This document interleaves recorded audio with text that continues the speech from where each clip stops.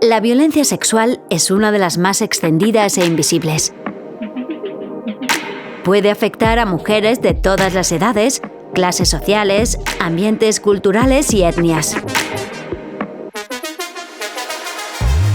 Cualquier acto que atente contra tu libertad sexual sin tu consentimiento es violencia sexual. El consentimiento siempre debe ser libre y voluntario, expreso, consensuado y reversible. No puede obtenerse mediante coacción, manipulación o presión.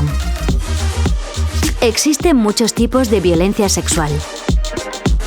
Identificarlos correctamente es vital para poder dar la respuesta adecuada en cada caso.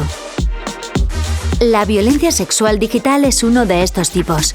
Es mucho más sutil, no necesita cercanía ni contacto físico y se manifiesta de muchas formas diferentes. La violencia sexual ocurre en diferentes espacios.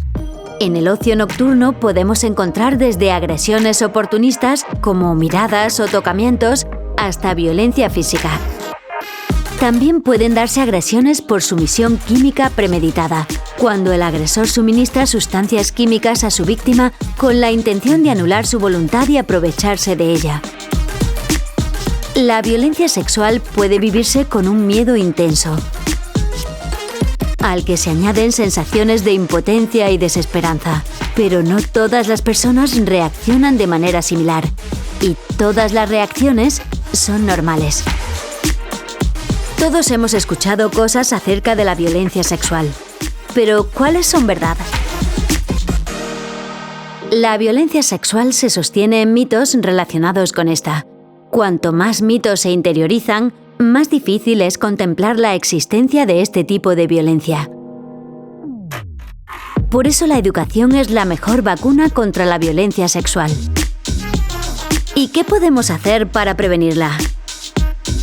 Las agresiones sexuales se producen en cualquier lugar y situación. Por ello es importante prevenir y actuar.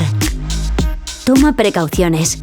Reacciona ante pequeñas situaciones de abuso. Protege tu privacidad en las redes. Rompe el silencio cuando seas testigo. Infórmate. Solicita ayuda y denuncia. No importa el tiempo que haya pasado. No estás sola.